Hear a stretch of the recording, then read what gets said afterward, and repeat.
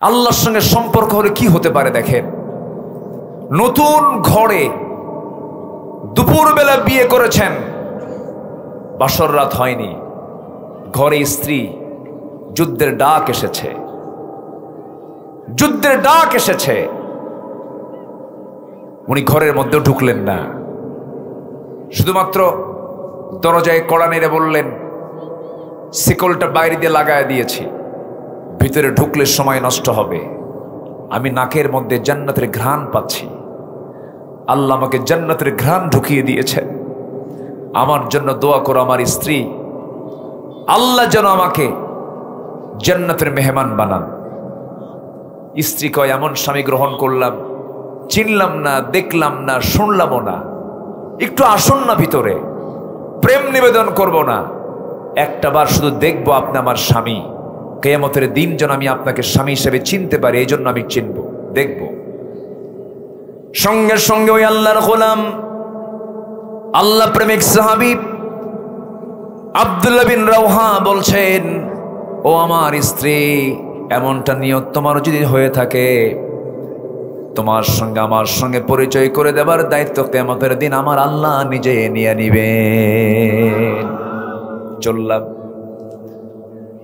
জাফর বিন আবু তালিব, রাসূল বললেন, যাও, মুতার যুদ্ধের ডাক এসেছে, পরিবারের কাছ থেকে বিদায় নিয়ে আসো। তিনি বলছেন, ইয়া রাসূলুল্লাহ, আপনি যেহেতু বললেন না গেলে কেমন হয়, এই জন্য যাচ্ছি আমি, আমার প্রয়োজন ছিল না।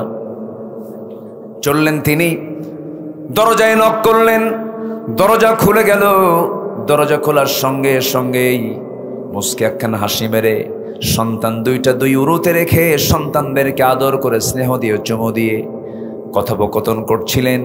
আর বউটাকে কাছে বসায় নিয়ে বলছেন, বউ আমার, আজকে তুমি আমাকে একদিন, দুদিন, 3 দিনের জন্য বিদায় দিবা না, আজকে তুমি আমার জন্য বিদায় দিয়ে দিবা চিরদিনের জন্য। এই দুনিয়ার জীবনে আর তোমার সঙ্গে আমার মনে হয় দেখা হবে না। যুদ্ধে যেতেছি, আমাকে মুতার যুদ্ধের আমাকে সেনাপতি বানানো হয়েছে। স্ত্রী বলছেন, আমার স্বামী, আমি আপনার জন্য যুদ্ধে যেতে বাধা দেব না, যুদ্ধে আপনি অবশ্যই যাবেন, কিন্তু আমি আপনার জন্য শাহাদাতের দোয়া না করে আমি আপনার জন্য গাজীর দোয়া করব, কারণ এই সন্তানগুলো তো এতিম হয়ে যাবে।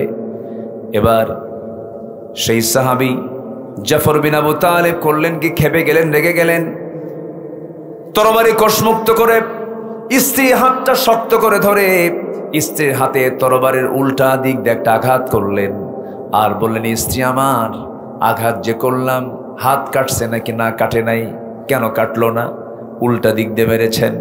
আজকে তুমি আমার জন্য যত দোয়া করো সেই দোয়াগুলো সম্পূর্ণ উল্টা, কারণ এই যুদ্ধের সেনাপতি 3 জন, আমার আগেও একজন আছে, পরে একজন আছে, আমি নিশ্চিত আমি শহীদ হয়ে যাব, নাকের মধ্যে জান্নাতের ঘ্রাণ আমার আল্লাহ ঢুকায় দিয়েছে। কার মোহাব্বত, তারা কাকে চিনে নিয়েছেন? আল্লাহকে চিনে নিয়েছেন।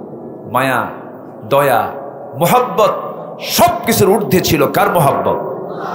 আল্লাহর মোহাব্বত। আরেকজন যায়েদ বিন হারিস, যায়েদ বিন হারিস রাদিয়াল্লাহু তাআলা আনহু, তিনি বলছেন, ইয়া রাসূলুল্লাহ, আমি আর কোথায় যাব, আপনি আমার বাবা, আম্মা জান আয়েশা আমার মা, আমার আর বিদায় নেওয়ার জায়গা না, আপনি আমার বিদায় দিয়ে দেন।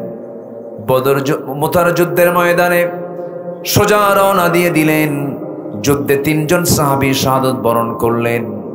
পরবর্তীতে দেখা গেল খালিদ বিন ওয়ালিদ, খালিদ সাইফুল্লাহ রাদিয়াল্লাহু তাআলা আনহু কালিমার ঝান্ডা হাতের মধ্যে উঠায় নিলেন, যুদ্ধ চালাতে লাগলেন।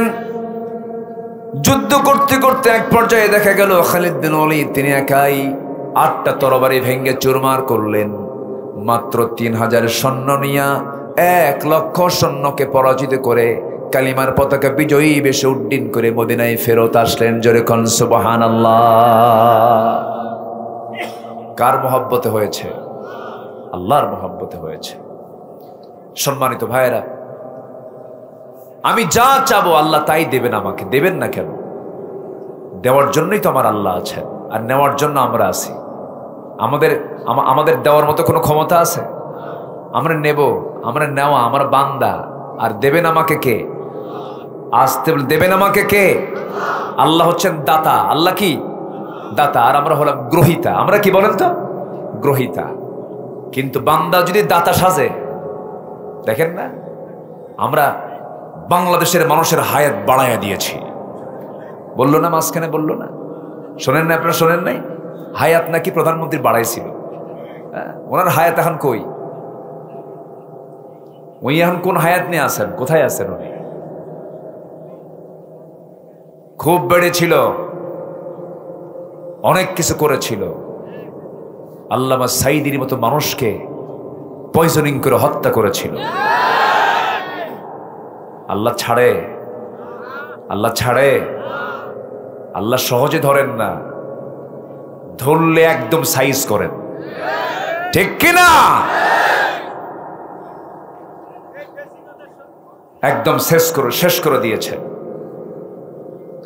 সম্মানিত ভাইয়েরা, আপনার সন্তান, আপনার কলিজার টুকরা আবু সাইদের কি দোষ ছিল বলেন তো? দোষটা কি ছিল? তার মাকে আপনি কি সান্ত্বনা দিবেন? আমরা তো তার নাম নেই, তার মার চোখের পানিতে ফোরায় না। আবু সাইদের কি দোষ ছিল? সে স্বপ্নেও ভাবে নাই যে আমার টাকায় কেনা বন্দুকের গুলি আমার বুকে ভেদ করা হবে। সে স্বপ্নেও ভাবে নাই। সম্মানিত ভাইয়েরা, মাহফিলের এই প্ল্যাটফর্ম থেকে সুস্পষ্ট ভাষায় জানিয়ে দিতে চাই, শহীদ আবু সাইদ মুগ্ধ 5 আগস্টের আগে পরে যে সমস্ত আমাদের সন্তানরা শাহাদত বরণ করেছে, প্রতিটি রক্তের উত্তম শাস্তি আমরা চাই, দৃষ্টান্তমূলক জবাব আমরা চাই। খুনির কোনো ক্ষমা নাই, খুনির কোনো। আল্লাহকে ক্ষমা করেছেন? আল্লাহ ক্ষমা করেছেন? আপনি ক্ষমা করার কে? আপনি ক্ষমা করতে পারবো না। আল্লামা সাইদিকে গত বছরের 13 আগস্ট, সুস্থ মানুষ, ওনাকে বলতেছে চলেন আপনার চিকিৎসা লাগবে। উনি বলে আমার চিকিৎসা কি? আমার তো কোনো সমস্যা নাই। আপনার ভর্তি হতে হবে। আমি রোগী, আমি জানি না। কি বুঝতেছেন? কি বুঝতেছেন? যার চিকিৎসা করা হবে উনি জানেন না আমার অসুখটা কি। ধরে নিয়ে জোরপূর্বক হসপিটালে ভর্তি করানো হলো। তার ছেলে 2জন ওই হসপিটালের দরজায় গিয়ে ভিক্ষুকের মতো ভিক্ষা চেয়েছে, আমার বাপকে একটাবার দেখার সুযোগ দাও তোমরা। দেয়নি। সুস্থ মানুষ যখন তাকে হসপিটালে ঢুকানো হলো, তখন তিনি কেঁদেছেন না হেসেছেন? বলেন বলেন বলেন, কেঁদেছেন না হেসেছেন? হেসেছেন। হার্টের রোগী হাসে না। হার্টের যারা ব্যথা থাকে, ব্যথার সাথে হাসি যায় না, ব্যথার সাথে কান্না যায়। পালস বুঝতে হয়। অতএব ওনাকে তারা পরিকল্পিতভাবে হসপিটালে নিয়ে পয়জনিং করে হত্যা করেছে। রংপুরের মিঠাপুকুরের এই প্ল্যাটফর্ম থেকে জানান দিতে চাও, অবিলম্বে আল্লামা সাইদির খুনিদেরকে গ্রেফতার করে চূড়ান্তমূলক শাস্তি নিশ্চিত করা হোক। রাজি আছেন কারা কারা? হাত উঁচু করে দেখান মুসলমান।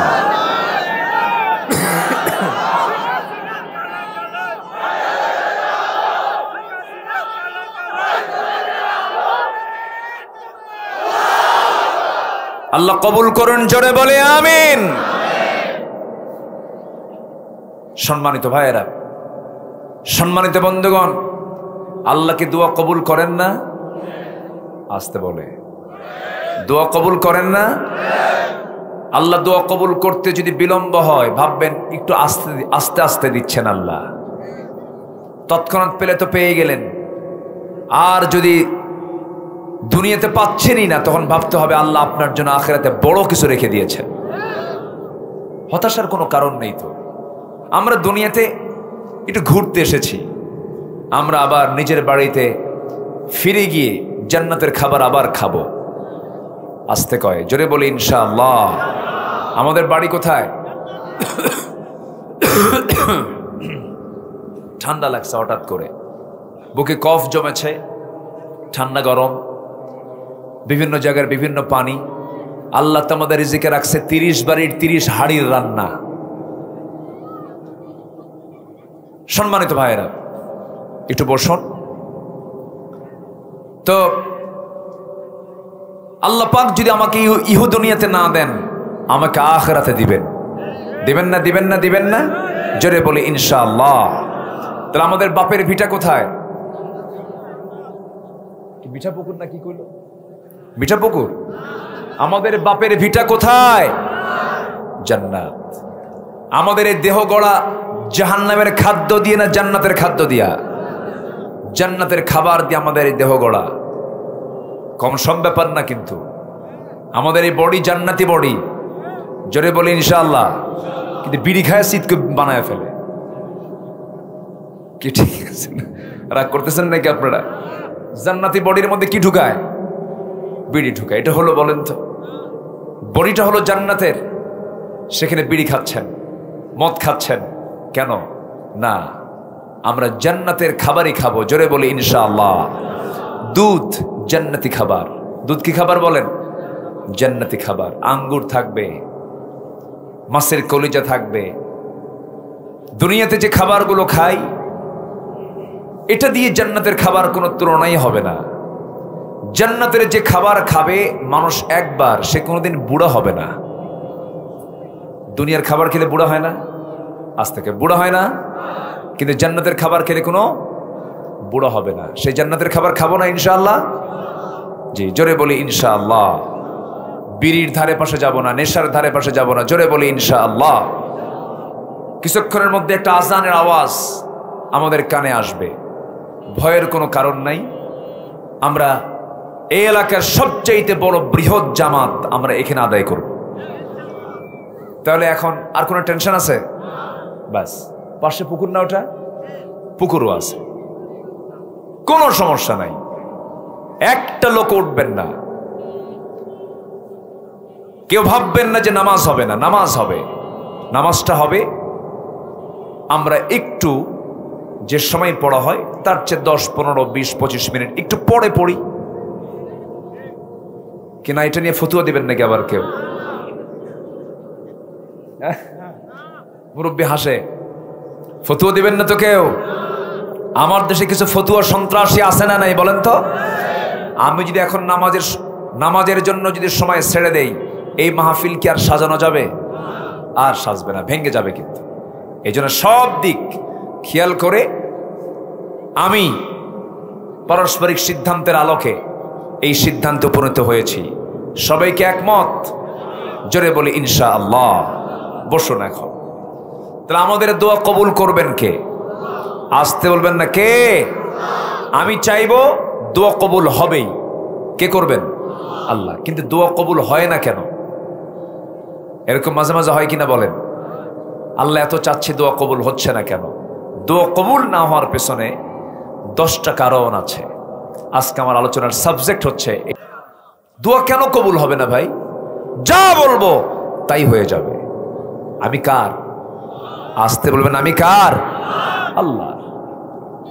দোয়া অবশ্যই কবুল হবে, কিন্তু 10টা কারণে দোয়া কবুল হয় না।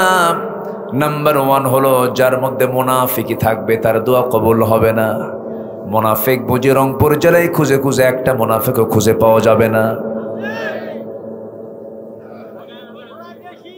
আছে মুনাফিক? আছে, আছে মুনাফিক, আছে, আছে। মুনাফিক কাকে বলে? মুনাফিকের সংজ্ঞা কি? মুনাফিকটা আপনি চিনবেন কেমনে? ধরুন কোথাও ধোঁয়া উঠতেছে, ধোঁয়া উড়ে উড়ে উঠতেছে উপরের দিকে, ধোঁয়া প্রমাণ করে দেয় ধোঁয়ার নিচে কি আছে। আসতে বলবেন না কি আছে? আগুন আছে। কোন একটা ঘরের মধ্যে ঢুকলেন, ঢুকে দেখেন এখানে গোবর, এখানে গোবর, এখানে গোবর, ওখানে গোবর, ওখানে গোবর। মানে এটা কিসের ঘর? গরুর ঘর। তেমনি একটা মুনাফিককে চেনার জন্য, ওই লোকটা যে মুনাফিক চেনার জন্য কিছু সিমটম আছে। নাম্বার 1 হলো যখন সে কথা বলবে, মিথ্যা কথা বলবে। ইন্নাল মুনাফিকিনা লাকাযিবুন, নিঃসন্দেহে মুনাফিকরা সবচাইতে বড় মিথ্যুক। মুনাফিকরা কি বলেন? মিথ্যুক, মিথ্যা কথা বলে। যখন নির্বাচন আসে তখন সব পিসাব হয়ে যায়, আর নির্বাচন চলে গেলে হয়ে যায় জালেম। ঠিক কি না? কি সুন্দর করে কতবার বলল আমাদের দেশের রাবেয়া বসরি। উনি বললেন যে আমরা ক্ষমতায় গেলে মদিনার সনদে দেশ চলবে। বলছে না, বহুবার বলছেন এগুলো, মদিনার সনদে দেশ চলবে। সম্মানিত বন্ধুগণ, কিভাবে দেশ চালাইছে? আয়না ঘরে থাকা দুজন জীবন্ত শহীদ বলবো আমি, তারা কখনো ভাবে নাই যে আমরা এখান থেকে ফিরে যাব। 5ই অগাস্ট আসছে দেখে আয়না ঘরটা প্রকাশ পেয়েছে, কেউ তো জানতোই না এগুলো। ওই আয়না ঘরে থাকা দুজন ব্যক্তির আমি সাক্ষাৎকার নিয়েছি। একজন হচ্ছেন এদেশের সেনা কর্মকর্তাদের ইতিহাসে সর্বোচ্চ নম্বর পাওয়া একজন সেনা কর্মকর্তা, যিনি বর্তমান সেনাবাহিনীর প্রধানেরও শিক্ষক, ব্যারিস্টার আব্দুল্লাহিল আমান আজমি। আমি তার সঙ্গে কথা বলতে নিলাম, দেখি যে তার চোখের কোনা বেয়ে বেয়ে টপ টপ করে পানি পড়ছে, কাঁদতেছেন আর বলতেছেন, জানেন আমি আয়না ঘরে 8 বছর ছিলাম, আমি কখনো টাটকা খাবার খেতে পারিনি। 4 দিন 5 দিনের পচা খাবার আমার সামনে যখন আসতো মনে হতো আমি কি দামি খাবার খাচ্ছি, প্রচন্ড ক্ষুধা। আমাকে কখনো পরিচ্ছন্ন পানি দেওয়া হয়নি, আমি ড্রেনের পানি পান করে করে 8 বছর কাটিয়েছি। উনি বললেন আমি দীর্ঘ 8টা বছর আল্লাহর দেওয়া নিয়ামত আকাশের সূর্যের এই চেহারা আমি দেখতে পাইনি। 8 বছর এক একটা সন্ধ্যা মনে হতো আমার কাছে আমার জীবনের শেষ সন্ধ্যা। পিঠ মোড়া দিয়ে বেঁধে রাখতো, বিভিন্ন আওয়াজ আমার কানে আসতো, প্রত্যেকদিন লাশ আয়না ঘর থেকে বের করা হতো। এটাই তারা বানিয়েছিল 8 বছরে। তারা তো ফিরে এসেছেন, অসংখ্য গুম খুন, কোনো হদিস নাই এমন আরো রেকর্ড বাংলার জমিনে আছে না নাই? আসতে বলবেন না, আছে না নাই? আছে। সম্মানিত ভাইয়েরা, আমাদের কি দোষ ছিল? কথা বলতে দেওয়া হয়নি। মঞ্চে আসার আগ পর্যন্ত আমাদেরকে শর্ত জড়িয়ে দেওয়া হয়েছে যে ওয়াজ করবেন, আকাশ থেকে ওয়াজ করবেন আর কবর থেকে ওয়াজ করবেন, দুনিয়া আমরা দেখে নেব। দেখছেন, দুনিয়া দেখবে, ওরা ওয়াজ করতে দেয়। 2018 সালে 17 সালের দিকে এই বিচারপতি মানিক, কালা মানিক, নাম শোনেন নাই? এই বদমাইশ আলেমদের নামে এদেশের 116 জন আলেমের তালিকা করলো, বলল যে এদের কোনো বক্তব্য কোথাও দিতে দেওয়া যাবে না। কেন? নাশকতা, সন্ত্রাস নাকি আমরা কি দেশদ্রোহী? এরকম বলে আমাদের বিরুদ্ধে বিভিন্ন বিষোদ্গার করা হলো, বিভিন্নভাবে আইন প্রণয়ন করে আমাদের বিরুদ্ধে মামলার প্রস্তুতি নিতে লাগলো। সম্মানিত ভাইয়েরা, 2018 সালে নির্বাচনের আগ দিয়ে আমাকে হঠাৎ করে সাদা পোশাক লেবাসধারী প্রশাসনের লোকরা আমাকে চোখ হাত বেঁধে নিয়ে চলে গেল, পরে গ্রেফতার করে জেলখানায় ঢুকালো। আমি নিজেও জানি না আমি কোন কারণে ঢুকলাম। ঢুকেই দেখি এক মুরব্বী জেলখানার ভিতরে যখন ঢুকতেছে, এক মুরব্বীর সামনে দাঁড়ায়া লম্বা একখান সালাম দিয়ে, 85 বছর বয়স, আমাকে বলতে, হুজুর আপনি জেলখানায় ঢোকাতে আমি দারুণ খুশি। বললাম আপনি খুশি কেন? হুজুর ওয়াজ শুনতাম দূর থেকে, মুসাফা করার সুযোগও পাইতাম না, তো এই সুযোগে আপনি অন্তত আপনি কাছে তো থাকবেন, এতেই খুশি। উনি ওনার দিকটা বুঝলেন। থাকলাম, কোনো কারণ ছিল না। এই যে জুলুম, এই যে অত্যাচারগুলো করা হয়েছে, এই যে চোখের পানিগুলো ছড়া হয়েছে, 5 অগস্টের এই বিজয় এমনি এমনি আসেনি। শত শত মজলুমের রক্ত ঝরা, চোখের পানি ঝরার মধ্য দিয়ে বিজয় এসেছে, ঠিক কিনা? কিন্তু এটাকে ম্লান করার জন্য এখনো চক্রান্তকারী কিছু লোক আছে না নাই? আসতে বলবেন না, আছে না নাই? প্রতিহত করতে হবে মুসলমান। আমাদের দোয়া কে কবুল করে নিয়েছেন? সামনে আর একটা কাজ বাদ আছে, সেই কাজটা হলো এই জমিনে আমরা অনেক শাসক দেখেছি, অনেক নেতা দেখেছি, অনেক পর্ব দেখেছি, সব দেখা শেষ। আগামীর দেশ হবে কোরআনের দেশ, আগামীর দেশ হবে ইসলামের দেশ, আগামী দেশ হবে হচ্ছে আল্লাহর আইনের দেশ। রাজি আছেন কারা কারা? হাত উঁচু করে দেখান মুসলমান।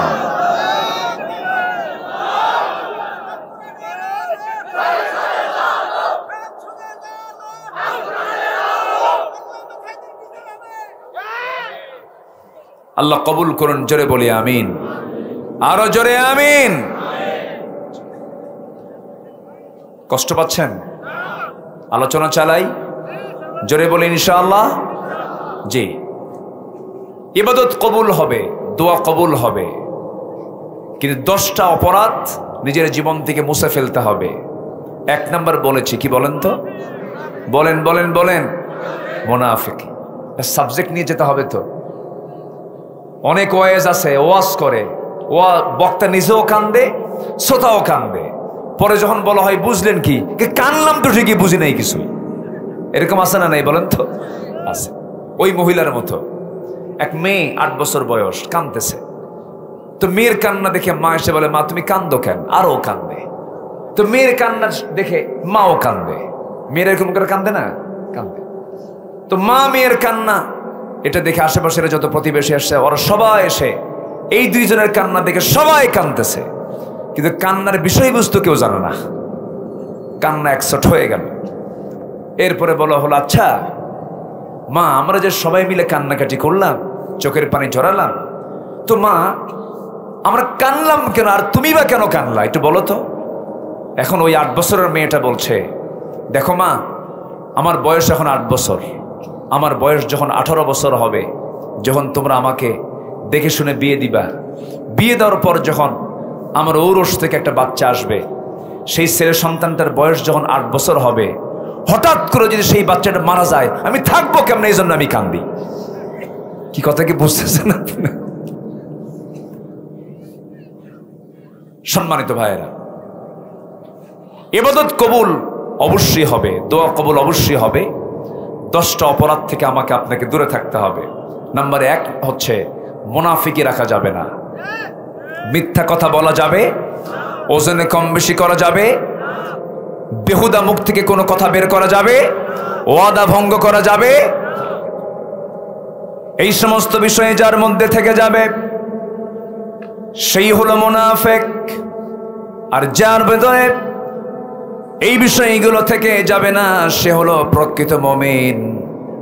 মিথ্যা কথা বলা যাবে না, ওয়াদা ভঙ্গ করা যাবে না, বাজে কথা বলা যাবে না, এরপরে আমানতের খেয়ানত করা যাবে না। মুনাফিকদের চরিত্র কি? মুনাফিক 2 জায়গায় 2 রকম কথা বলে। আপনাকে বলবে একরকম কথা, আরেকজনকে বলবে আরেক রকম কথা। ওয়ামিনান নাসি মান ইয়াকুলু আমান্না বিল্লাহ ওয়া বিল ইয়াউমিল আখির ওয়া মা হুম বিমুমিনিন। وَإِذَا لَقُوا الَّذِينَ آمَنُوا قَالُوا آمَنَّا وَإِذَا خَلَوْا إِلَى شَيَاطِينِهِمْ قَالُوا إِنَّا مَعَكُمْ إِنَّمَا نَحْنُ مُسْتَهْزِئُونَ। জোরে বলুন আল্লাহু আকবার। ঈমানদাররা যখন একটা গ্রুপের সঙ্গে মিলিত হয়ে যায় তখন বলে আমরা তোমার সাথে আছি, আবার যখন অন্য গ্রুপের সঙ্গে মিলিত হয়ে যায় তখন বলে আমরা তোমার সাথে আছি, মানে কারোর সাথেই নাই। এরকম চরিত্রে কিছু মানুষ সমাজে চলতে গেলে চোখে পড়ে কি পড়ে না বলেন? পড়ে। ঈমানদারের জবান হবে একটা, ইমানদার কখনো দুই জবানে কথা বলবে না। দুই জবানে যে কথা বলবে সে হচ্ছে মুনাফিক। আর মুনাফিকের শাস্তি সবচাইতে কম না বেশি? সবচেয়ে কম না বেশি? আমার রাসূলকে সবচেয়ে বেশি কষ্ট দিয়েছে কাফের, মুশরিক, ফাসিক, জালেম না মুনাফিক? মুনাফিক রাসূলকে বেশি কষ্ট দিয়েছে।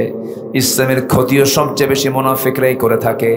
দেখবেন এই সমস্ত লোকগুলো মসজিদের প্রথম কাতারে থেকে যায়, দানটাও বড় বড় দান সদকা করে, কমিটির মেম্বার হয়ে থাকে, সব ঠিক আছে, কিন্তু মুনাফিক দুই দিকে দুই রকম কথা বলে। আমার বন্ধুগণ, এই মুনাফিকদের ব্যাপারে আল্লাহ রাসূলকে আল্লাহ রাব্বুল আলামিন সবচেয়ে বেশি কঠোর হতে বলেছেন। আমার নবীজির পিছনে ইক্তেদা করে মুনাফিক ছিল, এমন মুনাফিক ছিল কিনা বলেন? মুনাফিক ছিল। নবীজির সংসারে আগুন পর্যন্ত ধরিয়ে দেওয়ার চক্রান্ত করেছে, নবীর দাওয়াতি মিশনকে স্তব্ধ করে দেওয়ার চেষ্টা করেছে, এমনকি যুদ্ধ পর্যন্ত লাগায়া দিয়েছে। বদর যুদ্ধের কথা বলেন, উহুদ যুদ্ধের কথা বলেন, এই যুদ্ধ লাগানোর পিছনে মূল সবচেয়ে বড় ভূমিকা পালন করেছিল মুনাফিকের বাচ্চারা। মুনাফিক, এই মুনাফিক কিন্তু আমার দেশে এখনো আছে। বিগত 16 বছর আমার দেশে অনেক আলেম ওলামা ছিল। বিগত 16 বছর তারা বিগত সরকারের সর্বোচ্চ সুযোগ সুবিধা গ্রহণ করেছেন।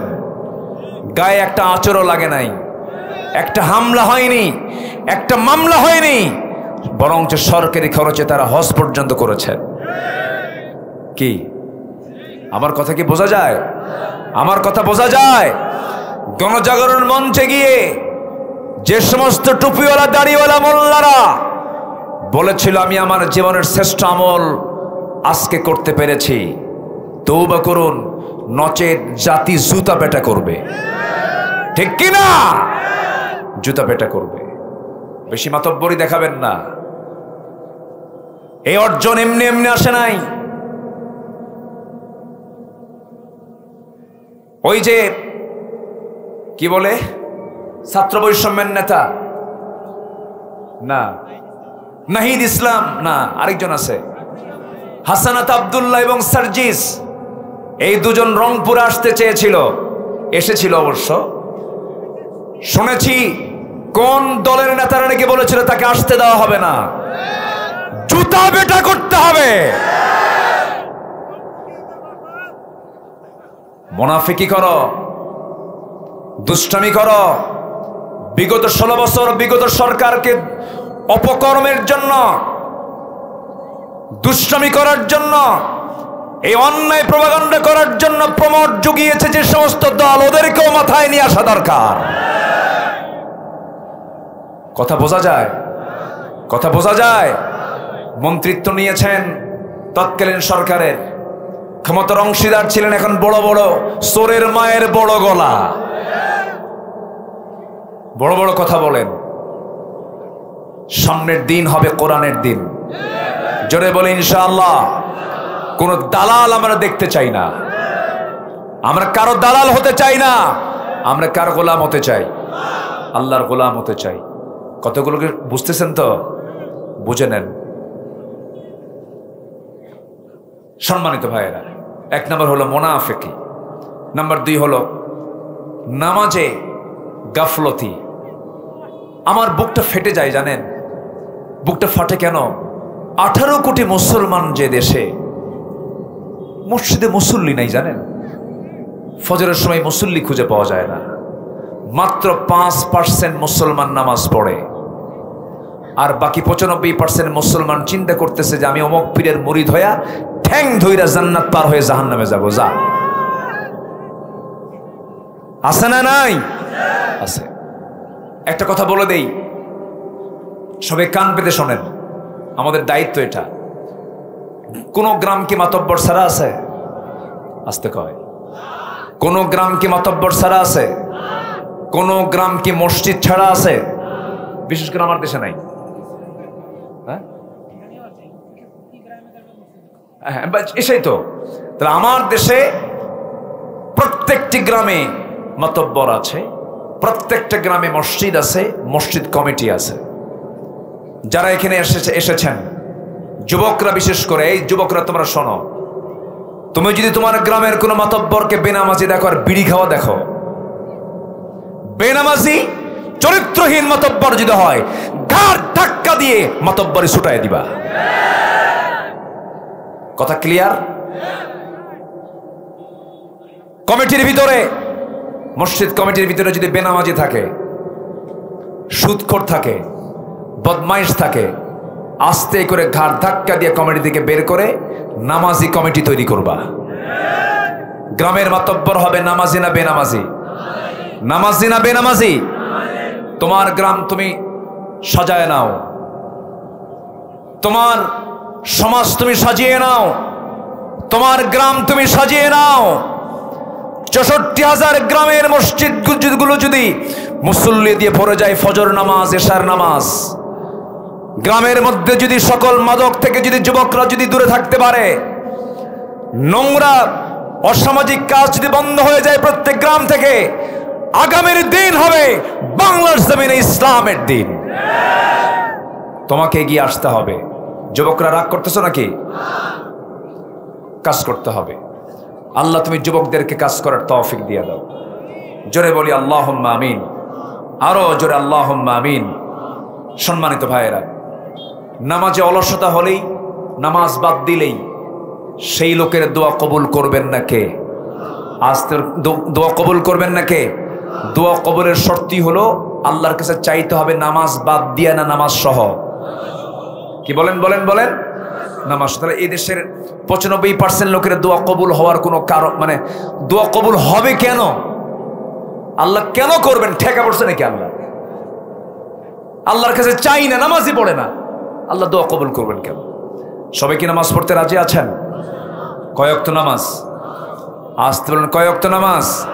5 ওয়াক্ত নামাজ আমরা পড়বো। জোরে বলি ইনশাআল্লাহ। বুঝে না না বুঝে, জেনে না না জেনে ওই লোকের মতো পড়া যাবে না। এক বেচারির বাড়ি হলো মসজিদের সাথে, লোকটা হিন্দু। তো হিন্দু লোকটা প্রত্যেক দিন মসজিদের পাশে দিয়ে যায়। ইমাম সাহেব রুকু থেকে ওঠার সময় বলেন সামি আল্লাহু লিমান হামিদা। হিন্দু লোকের চিন্তা হলো প্রত্যেকটা দিন একই মহিলার জন্য দোয়া করে ইমাম সাহেব। এই হামিদা মেয়েটা কার মেয়ে? হিন্দুর চিন্তা আসতেই পারে। এই প্রশ্ন কাকে করে? এই প্রশ্ন করলো হচ্ছে ওই মুসল্লি, যে মুসল্লি 5 ওয়াক্ত নামাজ মসজিদেই পড়ে। ডাক দিয়ে বলল, ভাই আমি তো জানি তুমি 5 ওয়াক্ত নামাজ মসজিদেই পড়ো, প্রত্যেক দিন তোমাদের ইমাম সাহেবের হলো কি এক মহিলার নামে শুধু দোয়া করে? হামিদা, হামিদা, রহিমা আছে, করিমা আছে, হামিদা মেয়েটা কার মেয়ে? এই মুসল্লি বলছে, ভাই 25 বছর যাবত আমিও বা জামাতের সাথে মসজিদেই 5 ওয়াক্ত নামাজ আমি আদায় করি, আমিও আজ পর্যন্ত ঠিক মতো বলতে পারি না আসলেই হামিদা মেয়েটা কার মেয়ে। কি কথাকে বোঝা গেল? তাহলে ওই হিন্দুর চিন্তা আর এই মুসল্লির চিন্তার মধ্যে কোনো তফাৎ আছে? এরকম হিন্দু মার্কা কিছু মুসল্লি আমার দেশে আছে না নাই? যে মুসল্লি নামাজ পড়ে কোরআনের আইন চায় না, যে মুসল্লি নামাজ পড়ে আল্লাহর দিন কায়েম হোক এটা বোঝে না, যে মুসল্লি নামাজ পড়ে এই জমিনে আল্লাহর দিন কায়েমের বিরোধিতা করে, ও হিন্দু মার্কা মুসল্লি। কথা ক্লিয়ার? কথা ক্লিয়ার? নামাজ পড়ব আমরা বুঝে না না বুঝে? বুঝে। আশপাশে কি হিন্দু ভাইরা আছেন নাকি? আছে? জি, আমি হিন্দু ভাইদের কটাক্ষ করে কোনো কথা বলছি না, কিন্তু আবার ভুল বুঝবেন না। এগুলো তাদের ধর্ম, তারা পালন করবে, আমাদের কোনো সমস্যা নাই। মাইকলা আওয়াজ মাঝে মাঝে বন্ধ করে দিচ্ছেন, কমায় দিচ্ছেন, একটু বাড়ায় দেন। নাম্বার 3, আল্লাহ এবং রাসূলের চরম অবাধ্যতা এবং সীমা লঙ্ঘন যারা করবে তাদের কোনো কিছুই কবুল হবে না। কার দরবারে? আসতে বলবেন না, কার দরবারে? আল্লাহর দরবারে। আল্লাহ রাব্বুল আলামিন বলেন, وَمَن يَعْصِ اللَّهَ وَرَسُولَهُ وَيَتَعَدَّ حُدُودَهُ يُدْخِلْهُ نَارًا خَالِدًا فِيهَا وَلَهُ عَذَابٌ مُهِينٌ। জোরে বলুন আল্লাহু আকবার। নাম্বার 4 হলো আল্লাহর সাথে যারা শিরিক করবে তাদের কোনো দোয়া কবুল হবে না। শিরিকের বিশাল বড় ব্যাখ্যা আছে। চাচা কই যান? চাচা কিচ্ছু কয় না। এই যে চাচা,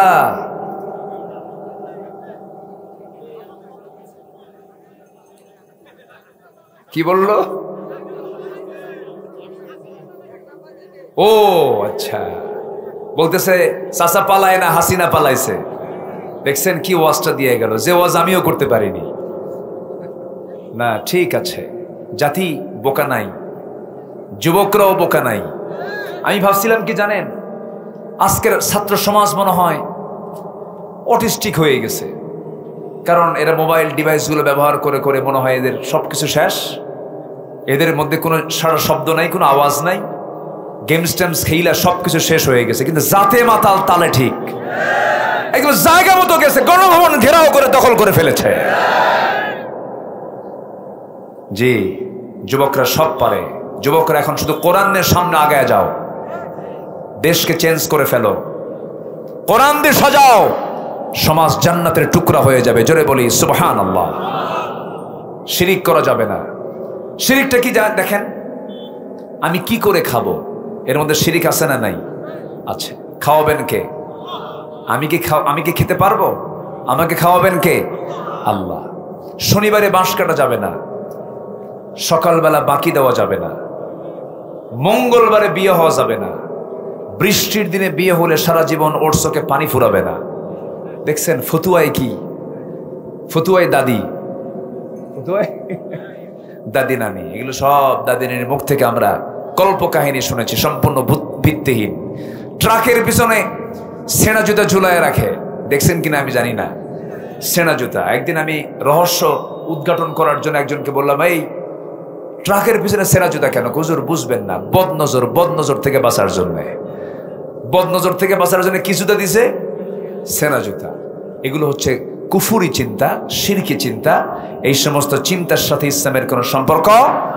বরঞ্চ যদি মনে হয় সকালে বাকি দিলে বিক্রি হবে কম, সেদিন বেশি করে সকালে বাকি দিবে, এটা আপনার জন্য আন্দোলন হবে, সংগ্রাম হবে। আর বৃষ্টির দিন বেশি করে বিয়ে করবে। তবে যাদের বিয়ে হয়ে গেছে তারা বিয়ে করার দরকার নাই। আচ্ছা আমার বন্ধুগণ, বড় একটা শিরক আমার দেশে আছে। দেখবেন যত মাজার, সব মাজারগুলো ট্রেন লাইনে না বাস লাইনে? বলেন বলেন, বাস লাইনে, ট্রেন লাইনে কোনো মাজার শরীফ খুঁজে পাওয়া যায় না, কারণ ট্রেন লাইনে ব্যবসা হবে না। বাস লাইনে সব মাজার। কোন ব্যক্তি বিপদে পড়ে গেছে, কিছু পাগল আছে, দেখবেন সে পাগলগুলো গিয়ে করে কি, ওই মাজারের সামনে যে শীত হয়ে পড়ে, শেষ দেখেন দিয়ে বলে, বাবা খুব মুসিবতে আছি। তুমি যে বাবার কাছে বলতেছে মুসিবতে আছি, ওই বাবা তারও মুসিবতে আছে কবরে, ঠিক কি না? মুসিবতের কাছে যায় মুসিবত উদ্ধার করতে চায়। কবরবাসী কি মুসিবত না বলেন তো? চাইতে হবে কার কাছে? আসতে বলবেন না, কার কাছে? কবরে যায় ফুল দিয়ে আসে, বাতি ধরায় দিয়ে আসে, তারপরে আগর নাকি আগরবাতি জ্বালায় দিয়ে আসে, মোমবাতি জ্বালায় দিয়ে আসে, নিয়ত করে ছাগল দিয়ে আসবি, গরু দিয়ে আসবি। যারা মাজারে দরবারে যারা গরু পাঠায় তারা আরেক বলদ, যারা ছাগল পাঠায় তারা আরেক রাম ছাগল। ওই ছাগলটা জব করে প্রতিবেশীকে খাওয়ান, ছাগলটা জব করে আপনার নিজের বোন, আপনার আত্মীয় স্বজন, তাদেরকে নিয়ে এসে একবেলা সুন্দর করে খাবারের আয়োজন করেন। আত্মীয়ের হক আদায় হবে, জান্নাতের রাস্তা খুলে যাবে। কোন পীর বুজুর্গের হাতে আঙ্গুর বেদনা না দিয়া আপনি আপনার সবচেয়ে বড় পীর মার হাতে গিয়ে একটা আঙ্গুর দিয়ে, একটা বেদনার সুন্দর করে একটা বেদনা নিয়ে ভেঙ্গে ভেঙ্গে মুখে খাওয়ায় দেন। শুধু মাটা দোয়া করবে, জান্নাতে যেতে তত দেরি হবে না। জোরে বলি সুবহানাল্লাহ। আসল জায়গায় না কাম করে নকল জায়গায় কাম করে। আপনি পৃথিবীর কোন মানুষকে দিয়ে সন্তুষ্ট করতে পারবেন না, কিন্তু মাকে যা দিবেন তাতেই মা সন্তুষ্ট। জোরে বলি সুবহানাল্লাহ। মা বেশি কিছু চায় না, মা একটু দোয়া চায়, মা একটু হাসি চায়। আল্লাহু আকবার। আপনি আজকে পরীক্ষা করে দেখেন, মার কাছে গিয়ে শুধু আপনি একটা আপেল নিয়ে যাবেন, নিয়ে বলবেন মা তোমার জন্য আপেলটা নিয়ে আসছি, তুমি এটা খাও। মা বলবে বাসান রে তোর মুখটা শুকনা, এই দিকায় বটি দিয়ে কেটে কেটে টুকরো টুকরো করে সমস্ত আপেলটা আপনার মুখে খাওয়া দিয়ে বলবে তুই খা, তুই বেঁচে থাক। বউয়ের জন্য শাড়ি কিনেছেন, বউ বলবে শাড়ির দাম এত কম কেন, পছন্দ হয়নি। ছেলের জন্য ঘড়ি কিনেছেন, বলবে তুমি রেডো কোম্পানি আনছো কেন, রোলেক্স কোম্পানি নিয়ে আসো, টাইটান নিয়ে আসো। আপনি আপনার ভাইয়ের জন্য কোনো কিছু কিনবেন, তার পছন্দ হবে না, কিন্তু মার জন্য কম দামি একখানা কাপড় কিনেছেন, মার কাছে গিয়ে বলবেন মা তোমার জন্য এটা আনছি, তুমি খুশি নাকি? মা এমন একটা মুস্কি হাসি মারবে, চোখে পানি ফেলে বলবে বাজান আমি তো এগুলো চাই না, আমি তোর ভালোবাসা মোহব্বত চাই রে, জোরে বলেন সুবহানাল্লাহ। মা তো এমন জিনিস, মার কাছে কোনো ডিমান্ড নাই, মা কোনো ডিমান্ড করে না, মা একটু মোহব্বত চায়, আদর চায়। 72 বছরের বুড়ি মহিলা, কিছুদিন আগে নাটোরে মাহফিল ছিল, নাটোর, আপনাদের নাটোর, রাজশাহী নাটোর। চিঠি লিখেছে ভাঙ্গা ভাঙ্গা, হাত কাপা হাতে, বাবা আমার বয়স 72, আমার 3টা ছেলে, তারা 3 জনে বিয়ে করেছে, 3 জনের ঘর আমার ঘরের আশপাশে, সবার চুলায় আগুন জ্বলে, রান্না বান্না করে, তরকারির গন্ধ আমার নাকে আসে, খাবারের গন্ধ আমার নাকে আসে, কিন্তু আমার রান্না আমাকে করে খেতে হয়, আমার বাচ্চারা কেউ আমাকে রান্না করে খাওয়ায় না। আছে এই সমস্যা কি রংপুরে আছে? আসতে বলবেন না, আছে না নাই? কেন কেন থাকবে এটা? যেই মা একসঙ্গে 3 সন্তানকে খাওয়াতে পারলেন, আর 3 সন্তানে একসাথে মাকে খাওয়াতে পারে না, এটি কি আমাদের বিজয় না পরাজয়? বলেন বলেন, বিজয় না পরাজয়? পরাজয়। দোয়া কবুল হয় না আরেকটা কারণ হচ্ছে বাপ মার দোয়া থেকে যদি কেউ মাহরুম থাকে, তার দোয়া কবুল করবেন না কে? আসতে বলবেন না কে? নাম্বার 6, সামনে পেছনে যারা পরনিন্দা করবে, যাদের মুখে শুধু পরনিন্দার গীবত চর্চা, তাদের মুখটা পচা, তাদের মুখটা কি? ওই পচা মুখে দোয়া করলে সেই দোয়া কবুল হয় না। কার কথা? আল্লাহর কথা। নাম্বার 7, আল্লাহকে ভুলে থাকা, মন্দ কাজে ডুবে থাকা, এই কাজগুলো করলে তার দোয়া আল্লাহ পাক কবুল করবেন না। শয়তানের পদঙ্ক অনুসরণ করা 8। নাম্বার 9 হচ্ছে যে কোনো ইবাদত করে আল্লাহর জন্য না, মানুষকে দেখানোর জন্য। 10 লাখ টাকা দিছে, মসজিদ বানাইছে, প্রত্যেক দিন খতিবকে ডাক দিয়ে কয় আপনি আমার নামে দোয়া করতে পারেন না? আসেন এরকম লোক? আসেন না? বলেন তো আসেন না? খালি খোঁটা মারে, হুজুর প্রত্যেক দোয়ায় যেন আমার দাদার দোয়াটা থাকে, কারণ এই জমিটা হচ্ছে আমার দাদা। আছে কি না? আছে, এগুলো আছে, আছে। এগুলো লোক দেখানো, এগুলো করা ঠিক না, এগুলো হারাম। এগুলো চাইলে পরে, করলে পরে দোয়া কবুল করবেন না কে? আল্লাহ পাক। আল্লাহ তাআলা আরশ আজিমের ছায়ায় জায়গা দিবেন 7 শ্রেণীকে। এর মধ্যে একটা শ্রেণী হলো যে বান্দা ডান হাতে দিল, বাম হাত দেখলো না, বাম হাতে আল্লাহর পথে কিছু দান করলো, ডান হাত জানলো না, ওই দানবীরকে আল্লাহ রাব্বুল আলামিন আরশ আজিমের ছায়ায় জায়গা দিবেন। নাম্বার 9 হলো কুফরি করা। নাম্বার 10 হলো আল্লাহর সাথে মিথ্যা দৃঢ় অঙ্গীকার করে আবার তওবার সঙ্গে ভঙ্গ করা। এই 10টা গুনাহ থেকে, এই 10টা বদকর্ম থেকে যদি আমরা নিজেকে পরহেজ রাখতে পারি, আমরা আল্লাহর কাছে যা চাইবো আমার আল্লাহ সঙ্গে সঙ্গে তা কবুল করে নিবেন। আল্লাহ রাব্বুল আলামিন আমাদের সবাইকে কবুল করুন। সবাই 5 ওয়াক্ত নামাজ পড়বো তো ইনশাআল্লাহ? 5 ওয়াক্ত নামাজ পড়বেন কারা কারা? একটা হাত তুলে দেখান দেখি। জোরে বলি ইয়া আল্লাহ, আরো জোরে বলি ইয়া আল্লাহ। আমাদেরকে 5 ওয়াক্ত সালাত আদায় করার তৌফিক তুমি আল্লাহ দিয়া দাও। জোরে বলি আমিন, আরো জোরে আমিন, আরো জোরে আমিন। হাত নাও। আসুন আমরা সময় ক্ষেপণ করব না, কারণ আজান হয়ে গেছে আরো আধা ঘন্টা আগে। এই আজানটা পরে হয়েছে, আধা ঘন্টা আগে হয়েছে। তো আমরা যতটুকু শুনলাম মনে থাকবে তো? কথাগুলো মনে থাকবে? এইগুলো কোথায় যায়? সব ছাত্র দেখেন, শিক্ষক রওনা দিয়েছে, এখন কিয়ামত হলেও আমার কথায় আর কাজ হবে না। শিক্ষক যেদিকে, ছাত্র, এটাই হচ্ছে চেইন অফ কমান্ড, নেতৃত্ব। বলি আলহামদুলিল্লাহ। মাদ্রাসার ছাত্রের মধ্যে যে আদব পাবেন, এই আদব কি কলেজে পাওয়া আছে, ভার্সিটিতে আছে? চোখ বন্ধ করে মাদ্রাসায় দেব, জোরে বলি ইনশাআল্লাহ। আমি মাদ্রাসা গঠন করতে পারিনি নিজের উদ্যোগে। অনেক প্রতিকূলতা, অনেক বাধা, বন্ধ করে দেওয়া, বহু ষড়যন্ত্র। আপনাদের দয়া আল্লাহ তাআলা আমি এবছর নতুন একটি মাদ্রাসা আপনাদের উত্তরবঙ্গের গেটওয়ে বগুড়াতে আমি শুরু করেছি। কেউ তো আলহামদুলিল্লাহ কইলেন না? জোরে বলি আলহামদুলিল্লাহ। চাইলে আপনার সন্তান আপনি দিতে পারেন। এই সন্তান এই মাদ্রাসায় পড়লে, আমি যে কারিকুলামটা চালু করেছি, সে ডাক্তার হবে, ইঞ্জিনিয়ার হবে, যে কোনো লাইনেই যাবে। সে মেডিকেলে ঢুকবে, ইঞ্জিনিয়ারিং ঢুকবে, কোনো সমস্যা নেই। প্রশাসনে ডিসি হবে, এসপি হবে, কোনো সমস্যা নেই। কিন্তু ক্লাস 5-এর ভিতরে সে হাফিজ কোরআন হয়ে যাবে। একটা সিলেবাস আমি চালু করেছি। কারণ শিক্ষার কারিকুলামের পরিবর্তন কিন্তু 200 বছরও হয়নি এ পর্যন্ত। একটা পরিবর্তন কিন্তু আনার দরকার আছে কিনা? মালয়েশিয়া গিয়েছিলাম। মালয়েশিয়ার প্রত্যেকটা ছোট্ট বাচ্চাই প্রায় 3 থেকে 4 পারা কোরআন মুখস্থ। ওদের সিলেবাসের মধ্যে এটা বাধ্যতামূলক করে দেওয়া হয়েছে। তো আমরা এমন একটি যুগোপযোগী শিক্ষার দিকে আমরা এগোবো, জোরে বলি ইনশাআল্লাহ।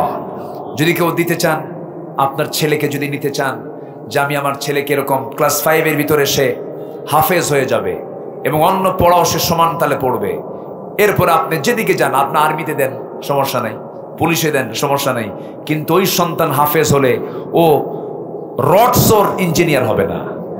ঠিক কিনা বলেন? সে হাফেজ ইঞ্জিনিয়ার হবে, সে হাফেজ ডাক্তার হবে। কেমন চিন্তা, কেমন চিন্তা বলেন? এরকম করে সবাই আমাদের এগিয়ে আসার দরকার আছে না নাই? আচ্ছা, আল্লাহ কবুল করুন, জোরে বলি আমিন। আসুন আমরা দোয়া করি, আমরা আল্লাহর কাছে চাবো, আল্লাহর কাছে প্রার্থনা করব। আমরা বলবো কার কাছে এখন? ও প্রশ্ন, কি প্রশ্ন আসছে? এটা প্রশ্ন ছিল মিলাদ, কিয়াম, এইগুলো তো সেই দাদার আমলের প্রশ্ন। এগুলো কি জবাব দেব আমি? যদি কেউ পড়ে পড়ুক, যদি কেউ না পড়ে না পড়ুক। প্রশ্ন করেন সুদ খাওয়া কি, বাস। প্রশ্ন করেন জেনার হুকুম কি আসতে কোন কেন, এগুলো নিয়ে কথা বলে। মিলাদ কিয়াম এগুলো নিয়ে আমরা ফিতনা সৃষ্টি করতে যাবো কেন? এগুলো ইনডোরের কথা। হ্যাঁ, আমরা মূল কাজে যাই।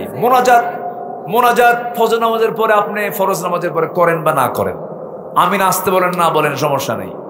কেউ হাত বেঁধে নামাজ পড়ুক না হাত ছেড়ে নামাজ পড়ুক, কোনো সমস্যা নেই। নামাজই নাই, কি ঠিক কিনা বলেন? 5% লোক নামাজ পড়ে, এগুলো নিয়ে আমরা এত মাতামাতি করতে যাব না। রসুল নূর না মাটি, দেখেন এটা নিয়ে মারামারি লাগছে। ওইদিকে রসুল নূর না মাটি, আচ্ছা এগুলো কি কোনো বিষয় বলেন তো? এগুলো নিয়ে আমরা মাতামাতি করতে যাব না। আল্লাহ তুমি সবাইকে বোঝার তৌফিক দাও। এখানে ছেলে সন্তানের বাবা কারা কারা আছেন দেখি? ছেলে সন্তানের বাবা, অনেক তো ছেলের বাপ আছেন, হাত নামান। ছেলেটা হাফেজ হোক, আপনি হাফেজের বাপ হন, চান না? নূরের মুকুটটা আপনার মাথায় আসবে কিয়ামতের দিন, হাসরের মধ্যে, চান না? আপনি চান না? যেখানে সুযোগ পাবেন সন্তানকে আগে হাফেজ বানাবেন। আমার সন্তান, আল্লাহর মেহেরবানি, আল্লাহ আমাকে একটা ছেলে দিয়েছেন, খুব কষ্ট কইরা হিফজটা সম্পূর্ণ হয়েছে, আলহামদুলিল্লাহ। এটা সহজও না, তো চেষ্টা করতে হয়, মেহনত করতে হয়, দোয়া করতে হয়। আল্লাহ সবাইকে হাফেজের বাপ বানায় দেন, জোরে বলি আমিন।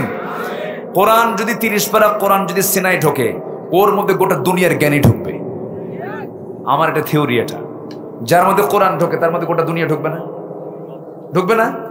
অবশ্যই ঢুকবে। আগে ঢুকায় দেন কোরআন, আগে কোরআন ওর ভিতরে ঢুকে সব, মানে যত অন্যায় আছে সব জ্বলে পড়ে সারখার হোক, এরপরে সব ঢুকে যাবে। আল্লাহ কবুল করুন। আসেন আমরা দোয়া করি। আমরা চাইবো কার কাছে? আল্লাহর কাছে।